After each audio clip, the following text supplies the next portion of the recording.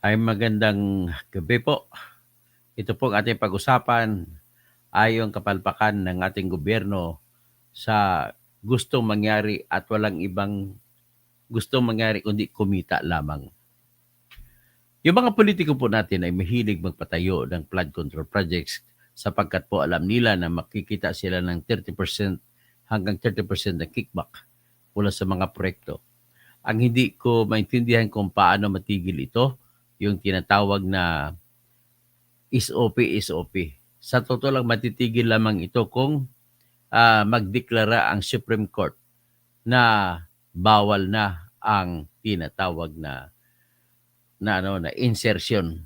Bawal na kundi hanggang doon na lamang sila sa modification, sa pag-modify kung paano ang nilagay ng Pangulo na programa, kung anong pagpupunduhan sa national budget, kung ano lamang nilagay ng Pangulo, doon na lamang tayo susunod.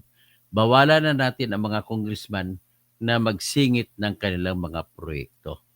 So, all they have to do is to talk to the Office of the President kung gusto nila may sarili-sarili silang programa sa kanilang mga distrito, mga congressman at saka mga senador.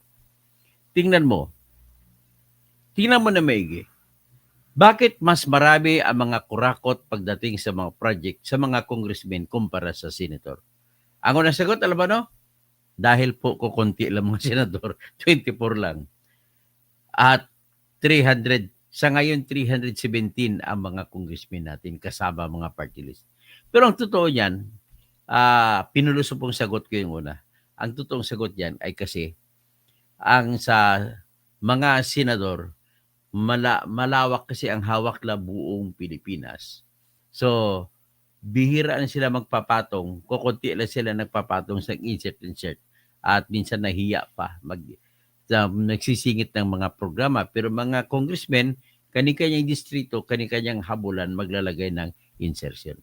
So, yan po ang objective natin. At asahan nyo, magsasampa po ako sa Miyerkules kasi hanggang bukas wala pang pasok sa Supreme Court ng petition na stop na po ang insertion. Program funds man o hindi.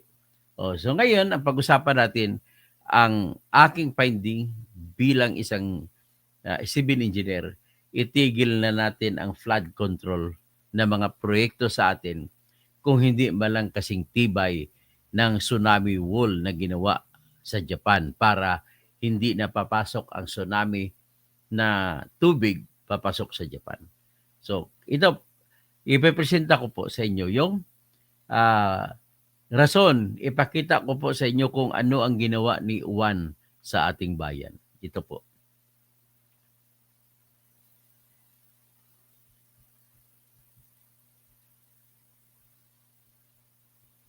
Ito.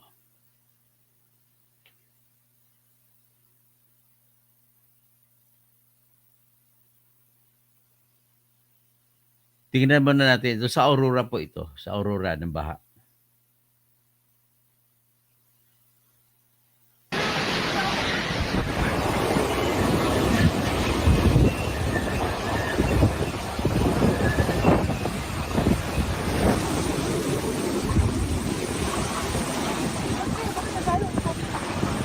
Super Typhoon. Uwan has unleashed its full power over the Philippines, striking coastal communities with unrelenting force and plunging entire regions into chaos.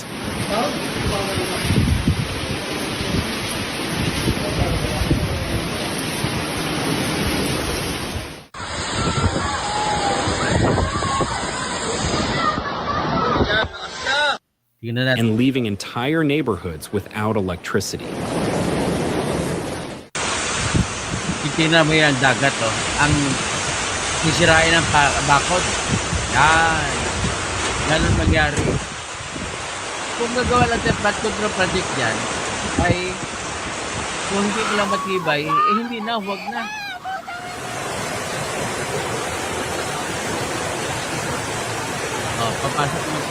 Local authorities report widespread power failures, trees, power poles, and overturned vehicles. Firefighters and rescue teams are struggling to reach residents trapped in flooded homes or stranded on Tapos rooftops. hinila pa ng dagat ang mga kalsada. Evacuation centers.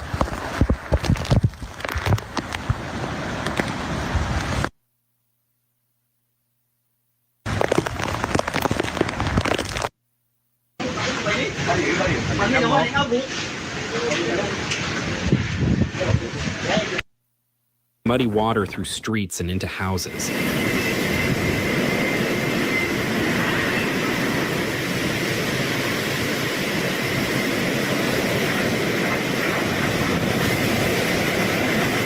Katanduanes ito.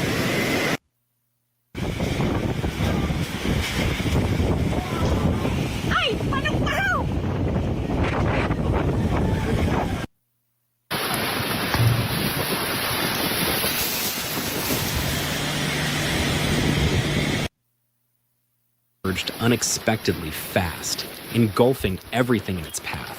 Airports and seaports have suspended operations. Hundreds of flights are canceled, leaving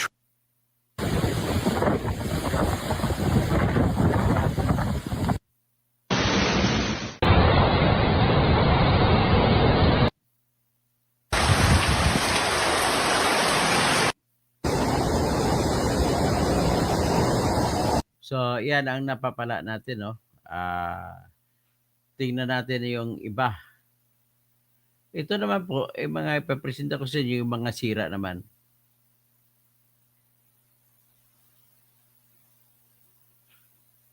Ito po ang katibayan na walang panlaban, hindi makalaban ang tinatawag na flood control projects na standard natin. Hindi na nga rin gumaganda o umaaliwalas ang lagay ng panahon dito. Hindi na nga rin halos umulan for today. Pero sa kabila ng pag-aliwalas ng panahon, kinakaharap pa rin ng marami sa mga taga-Isabela yung isang problemang malaki ng mga nasa probinsya.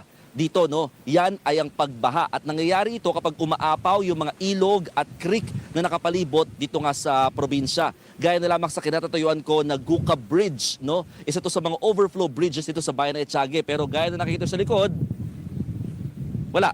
Hindi makita yung tulay. Yan ay lalot umapaw na, no? O lumampas na yung level ng tubig dito nga sa ilog at talagang na-overlap na yung pinaka-bridge dito sa lugar. Malakas pa rin o mabilis pa rin yung ragasa ng tubig dito sa naturang Cagayan River.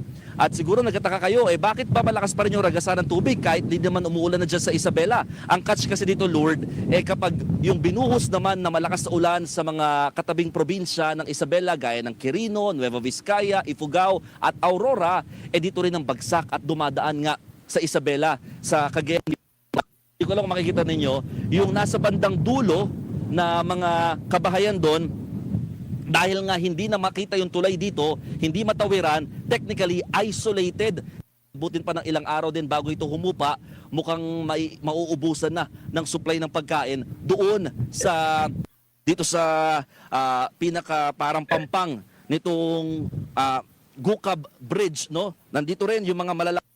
So ang sabi ng mga residente, posibleng tumagal nga raw ng 2 hanggang 3 bago humupa itong tubig at magbalik sa normal evacuation. Pero ang sabi kasi ng mga residente rito, talagang mas pinili na nilang magstay muna sa kanilang lugar, lalo't kumbaga sila raw mga residente doon in terms of food supply, kukumpara siya sa shores na nakikita natin.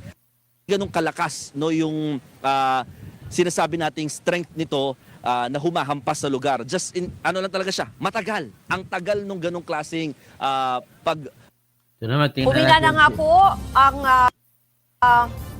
ang bagyong Uwan, ano? At mamaya titignan natin ng bagyo sa bayan ng Dinalungan. May detalye po ang ngayon. Pero sa kabila nga niyan, makikita nyo at maririnig nyo pa rin sa aking katabing Tingnan niya. Aurora. Sa may Sabang Beach naman, bumulwak. Tatawid sana papunta sa kanilang sa kabilang mga munisipalidades. No, pahirapan pa rin yung communication doon sa tatlong lalawigan ng Dinalungan, Kasiguran at Dilasag dahil nga Oo, Oo. oo. Pero Ivan, kasi yung pinag-uusapan na nga namin dito kanina ni Lord, no, yung alam naman natin malalakas talaga yung alon dyan, no? Yung mga kahoy at yung mga punong na nagsitumba. Talarus. Evan, si Lord, pakwento naman yung eksaktong pagtama kagabi na pag-landfall ng bagyo. Pakikwento sa amin yung karanasan. Tama ka dyan, Luis, no? Kahapon sakto nga, no? Habang nagla-live report tayo dun sa ating special, hindi namin alam, dinadaanan na pala kami nung Super Typhoon Uwan, no? Kaya naman na talagang grabe yung hampas ng hangin, no? Talagang mahihirapan ka tumayo, mahihirapan ka maglakad, para ka talagang tinutulak, no, nung hangin na yan. Ganon kalakas yung hangin na tumama kahapon. Pero yung pag-uulan, medyo kaya pa namang i-tolerate yung pag-uulan. Yung hangin yung naging problema kahapon, kaya nga daw maiwasan yung pagkabasag At palabas. yung sa may coastal road papunta doon sa northern. So, nakita nyo kung gaano, no? Pinapakita ko po ito. Ang puntos ko rito ay, ito pakita ko rin. Walang binatbat ang mga standard na mga ano natin. Mga standard po na ginagamit natin na flood control. Kasi lumalabas po ang tubig. Mas mataas pa po kaysa sobrang ang pagtaas ng tubig mula sa ilog. So kung sobrang pagtaas ng tubig, yung ginawa ninyong mga flood control project ay mas mataas pa sa flood control ang mga tubig na dumadaan. So iyan po ang nangyayari. So tingnan natin po itong isa. So it is better, I am instead recommending na huwag na tayo magpatayo ng flood control project. Kung hindi man lang po natin kaya, ay huwag na lang po.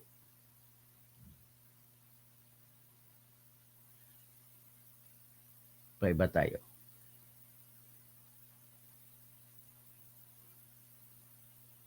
May false sense of security kapag sinasabi mo na na may flood control project, hindi na tayo alis. Parang ganun po ang nangyari. Ito yung Angel. Malalakas na bugso ng hangin din ang naranasan sa Labo, Camarines Norte, bunsod ng Super Typhoon Uwan. Nilamon ng malalakas na alon at walang tigil na buhos ng ulan ang bayan ng Jose Panganiban, Camarines Norte nitong linggo habang patuloy na nananalasa ang bagyo. Hindi madaanan ang Viga Panganiban Road matapos bumagsak ang isang malaking puno dahil sa bagyo. Malahiganteng alon at malakas na hangin din ang tumama sa Pio Duran Port sa Albay habang binaha na rin ang ilang bahagi ng sentro ng lalawigan. Matindi rin ang agos ng tubig sa ilog ng San Francisco, Pulangi, Albay habang patuloy ang masamang panahon na dala ng Super Typhoon Uwan. Bumagsak naman ang lumang pader ng Ibalon Central School sa Barangay Orisite, Legazpi City dahil sa pananalasa ng bagyo. Nasira rin ang riles ng Philippine National Railways o PNR sa Ginobatan, Albay matapos humina ang pundasyon ng tulay dahil sa matinding baha at malakas na hangin. Nagkalat naman ang mabasag na salamin sa una at ikalawang palapag ng isang gusali sa Bicol Medical Center matapos hampasin ng malalakas na hangin na dala ng Super Typhoon Uwan. Ayon sa uploader ng video na si RJ Marciliana, ligtas ang lahat ng pasyente at kawani ng ospital at wala namang naiulat na nasaktan sa insidente. So anyway, nakita natin po, ang taas po ng tubig ay talagang hindi makakayanan. So it is much better na huwag na tayo magtayo ng flood control kung hindi man lang natin kaya na gagandahan. Ang aking rason, ipakita ko sa inyo po ang mamaya konti ang tsunami wall sa Japan na napakataas, 12.5 meters ang taas. Pero ang tibay, hindi hindi na hindi na natitibag. Pakinggan muna natin itong sa Bumbo Radyo sa Tugigaraw. Baha, yung mga evacuees ay umabot pa ng libo ang kanilang bilang. Alamin natin ang update ng Bombo Radio Tugigaraw. Patuloy ang pagtaas ng ilog Cagayan na nagdudulot ng pagbaha sa ilang kabahayan at kalsada dito sa lungsod ng Tuguegarao sa kabila ng wala ng pag-ulan. O kita mo, Tugigaraw, Cagayan River yan O mas mataas, hindi mo na makita ng ano. Ibig sabihin, useless talaga yung flood control project. Ito ay bunsod ng mga tubig mula sa mga kabundukan at mula sa Magat Dam. Una rito, nagsagawa ng forced evacuation ang mga otoridad sa mga residente na nasa low-lying areas, particular sa Sentro 9 at Sentro 10. Sa ngayon ay umaabot na sa 225 families o 949 na individuals ang nasa dalawang school evacuation centers. Hindi pa kasama sa nasabing bilang ang mga dinala sa iba pang paaralan at sa katedral na binuksan din para sa mga evacuees. Sinabi ni Barangay Captain Mariano Bailon ng Sentro 10, inaasahan nila na madadagdagan pa ang evacuees dahil sa mabilis na pagtaas ng tubig baha. Mabilis po siya, mabilis po yung pag halos oras-oras po kami pumupunta dito sa may pinakalawan overflow bridge po sir. Napansin namin mabilis po talaga yung paglaki ng ilog. Samantala, umiikot naman ang Philippine Red Cross Cagayan Chapter sa evacuation center sa Tuguegarao at nagbibigay ng drawing kits sa mga bata para maibsan ang kanilang trauma dahil sa pagbaha. Sa ngayon ay umaabot na sa mahigit 8 meters ang water level sa Buntun na malapit na sa critical level na 9 meters. Ibig sabihin ay magkakaroon ng malawakang pagbaha sa lungsod kung patuloy pa ang pagtaas ng water elevation sa nasabing ilog. Mula rito sa Bombo Radio Tuguegarao. Okay, so another proof naman yan na mas mataas pa po yung tubig na pumupunta, na dumadaloy sa ating mga ilog at mas mataas pa, aalsahin pa kaysa ginagawa nating mga flood control project. So, ang titignan natin, hanapin ko yung water reservoir sinasabi mo, Nicola, water reservoir project ng Japan.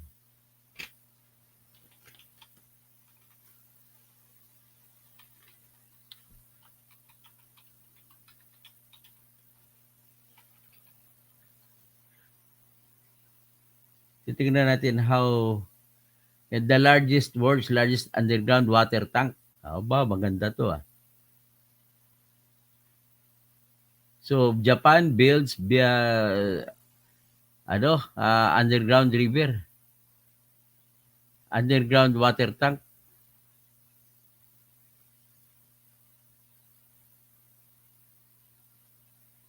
Tingnan natin itong underground. So ito palang underground nila. Ito, underground, pag tubig lang talaga to. Tsaka may ilaw pa. Okay.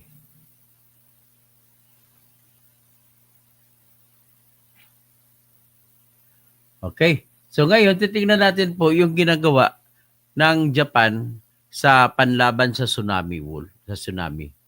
Kung ganito, makita nyo kung gaano kagaling ang engineering gawain nila.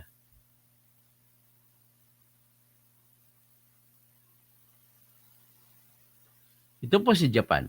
Tingnan mo si Japan. Ito, mayroon silang ginagawa na parang breakwater bago mag-port. Hinarangan ang tsunami wall, naglagay sila. Tapos yung barkong papasok ay pumapasok lamang sa kung bubuksan ang gate. So may gate. So tignan natin. To build a 400-kilometer long concrete wall. This wall stands 10.7 meters high, nearly the height of 4 or 5 stories, and blocks the once wide-open sea view. So, why build this wall? The answer is tsunamis. Japan, surrounded by the ocean, faces significant loss of life and property damage every year due to earthquakes and tsunamis. To protect residents, the government decided to build this tsunami barrier, separating people's living areas from the sea. Japan has spent a staggering $80 billion to build a 400-kilometer-long concrete wall. This wall stands 10.7 meters high, nearly the height of 4 or 5. Can you imagine that this bridge can withstand a tsunami? In fact, it's a tsunami protection gate built by Japan at a cost of 3 billion yen. The gate stands 11.9 meters tall, 66.7 meters wide, and weighs 530 tons. Normally, it looks like a suspended arch bridge, but when a tsunami strikes, it transforms into a steel barrier to block the waves. The design of this tsunami protection gate is quite clever, consisting of bridge piers and a movable gate controlled by steel cables. Under normal conditions, the gate hangs in the air, allowing ships to pass through.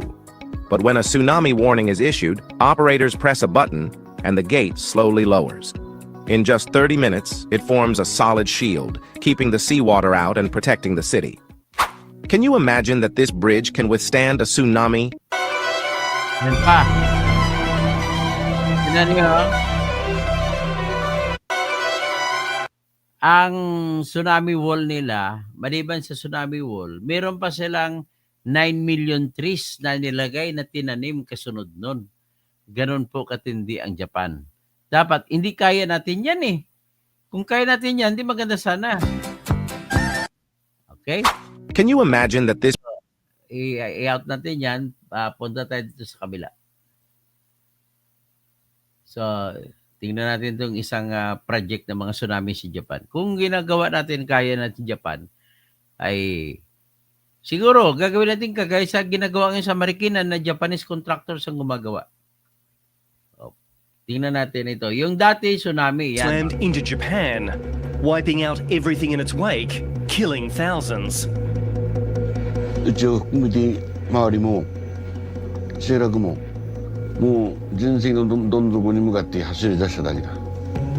I was based in Japan as the ABC correspondent when the tsunami hit. The scale of suffering and destruction was truly devastating. In its aftermath, the government pledged to build massive seawalls to protect communities from future tsunamis. 10 years on, almost 400 kilometres of walls have been built, but many say the walls designed to protect their communities actually put them at greater danger. The critics say the Great Wall of Japan has sliced the coastline, cut communities off from their livelihoods, and destroyed their culture. 普段の生活の一部がこう剥ぎ取られたっていう感じのそういう思いはありますね。 Many believe the billions spent could have been better used on evacuation plans and moving more towns to higher ground. The government insists the wall does slow a tsunami's advance and increase evacuation times, saving lives. 効果なかったらうちの家族生きてない。 Foreign correspondent investigates whether the Great Wall of Japan is a solution or an expensive failure.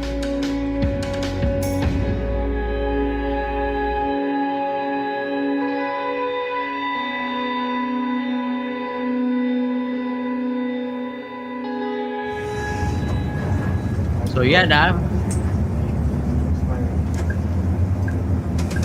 School students are visiting the coastal town of Taro to learn about the 2011 tsunami.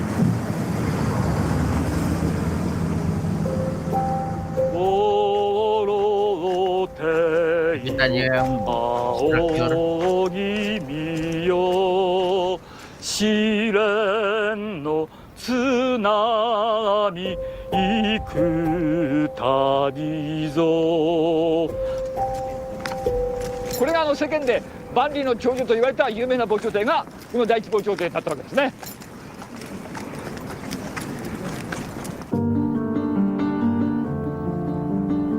After two devastating tsunamis in 1896 and 1933, Taro thought it was finally protected with this 10-metre-high seawall.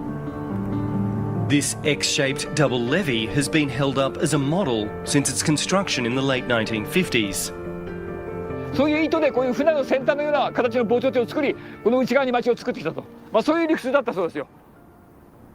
いや、いくら津波太郎でももう Seawalls. So, ibig That sabihin explains why po, i-out ko na ito. Ang ibig lang sabihin po niyan, kailangan din pala yung mga estudyante pupils natin ay magkaroon ng lecture sa eskwelahan patungkol po sa baha para wala ng alam ng mga bata kung paano maghanda laban sa baha. So, so ibig sabihin, yung ginawa, maaring magaling ang ginawa na master plan, yung kay Palafox at saka may iba pa, at hindi nila itinuloy. So ginawa nila, piraso nila para kumita sila. So mahina na nga yung gawa natin, kinunan pa ng pera, ganun po ang nangyari sa ating bansa. Sorry. So ngayon, ang hinihiling ko lang is, pakishare nyo lang ito at para magkaroon ng leksyon sa kung makapanood ng mga politiko natin, huwag na tayo tinatawag na flood control. Mas maganda pa po na hayaan mo na lang, total, let us live with the flood, and then kung wala naman tayong pera kung hindi natin kaya gagawin yung kasing tibay ng tsunami wall na ginawa ng Japan, ay huwag na lang tayo gumawa. At kailangan sa ganitong sistema sa ating bansa, hindi po pwede yung ating lokal na kontraktor ang gagawa. Kailangan na po dito, sinasuggest ko lang sa mag-propose yung presidente na makipagkontrata na lang sa Japan o sa Korea na sila na ang gagawa ng lahat ng flood control projects natin. Huwag na natin iasa sa ating kontraktor kasi pag tayo ay kukunan naman yung hututan naman ng mga budget naman na SOP ang tinatawag niyan. So with this, mag-shout out lang ako sa ating mga kasamahan. Si Slick Rick, accounting na lang pala para mag-clear na si Saldi, no? O mamaya, tirahin natin si Saldi ko. Princess Nicole, katotoo, alam mo yung water reservoir na Japan bukod sa flood wall? O ipakita ko pala sa inyo yung water reservoir ng Japan na gumagawa sila actually under hanggang ngayon ay tuloy-tuloy pa itong reservoir nila. Ginagawa pa rin nila hanggang ngayon. Hindi pa tapos pero nag-umpisa na sila ng sistema na reservoir na kung may storm surge, may bagyo, may ulan, doon na lang idideposito yung tubig. Magagamit pa nila. I-convert nila sa tubig inumin. Ito po yung water reservoir na system ng Tokyo. Tingnan nyo, Tokyo, naggumawa sila ng pag umulan, papasok lahat ng tubig dito. Ayan. Ganun kalaki yung mga tinatag reservoir nila. Yan So papasok ang tubig baha dyan. Yan. Ganun sistema ng Japan sa ngayon. Kung may heavy rainfall.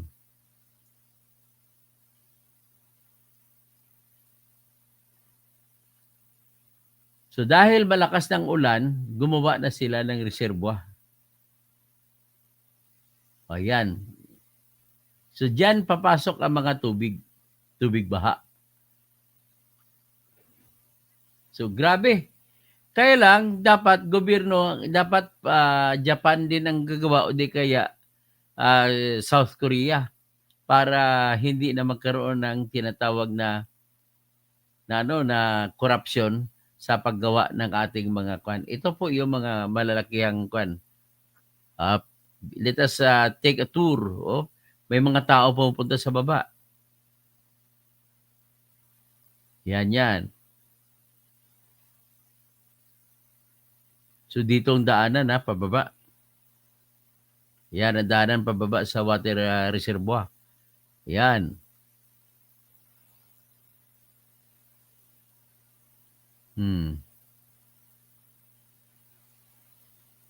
Problema ko lang baka maraming lamok.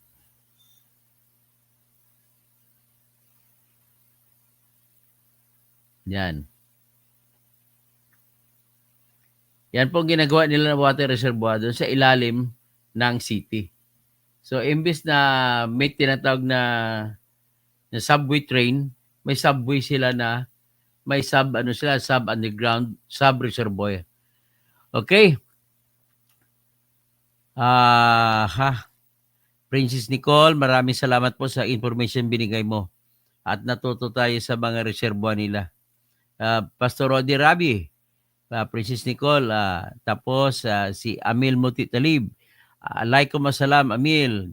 Doc Attorney Engineer Totsky, paano na mga Pinoy sa bangag na leadership? Best regards from MSU Marawi. Syukran. Syukran sa lahat ng mga namimiss ko ng MSU. I wanna go back to where I belong, to my home, my second home, Marawi City, Mindanao State University Campus.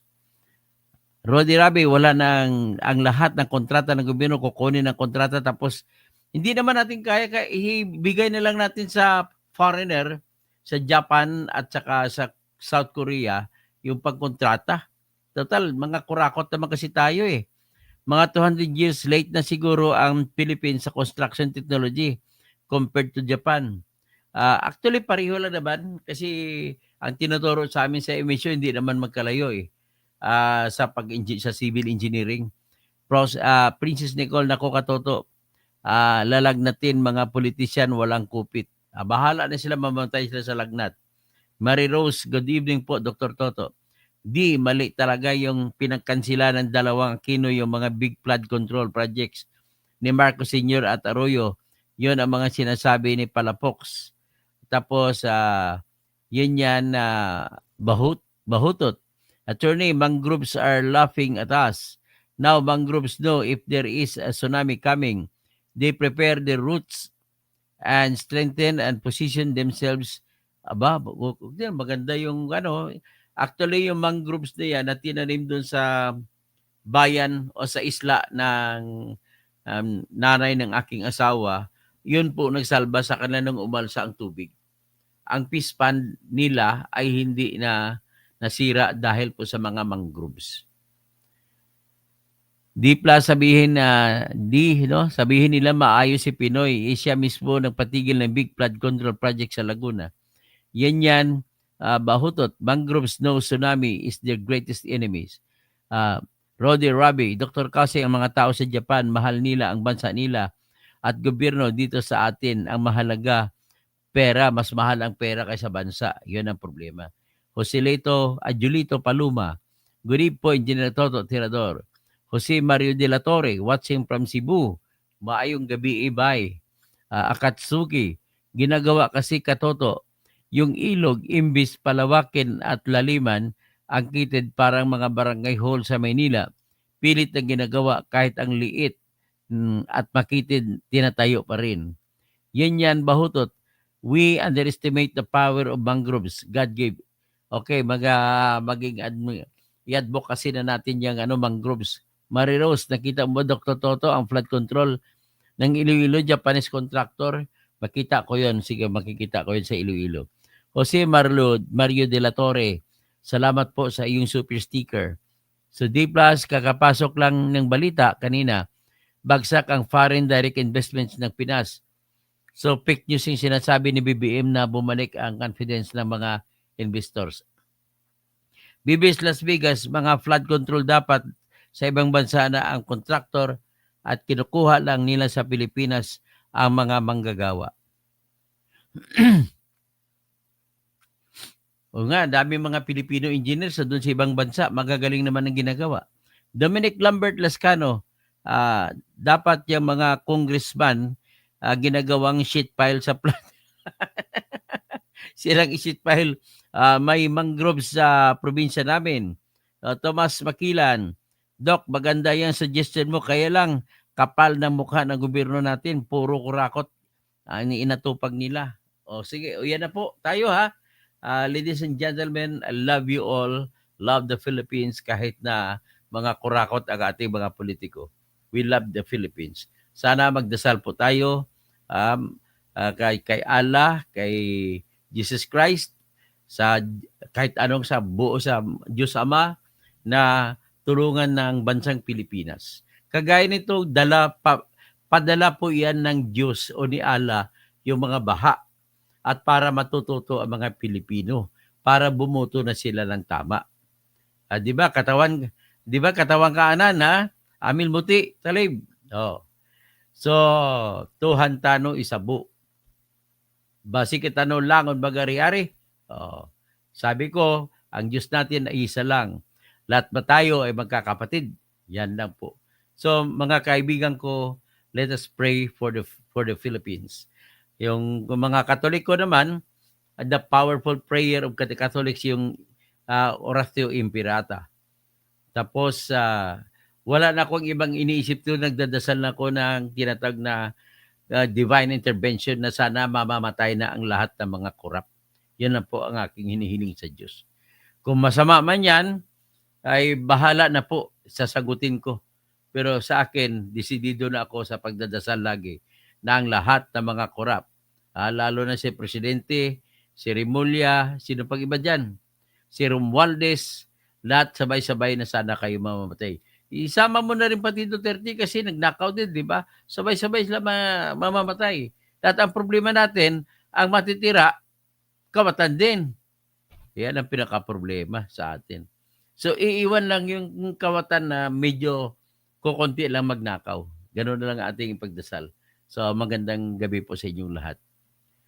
Buenas noches a todos. Tapos, magandang gabi. Santos Yalabi, Naimba Garabim, Maya Pabingi, Maray na Banggi, sa mga Cebuano, Ilonggo, maayong gabi, sa Mabulano, diyan sa aking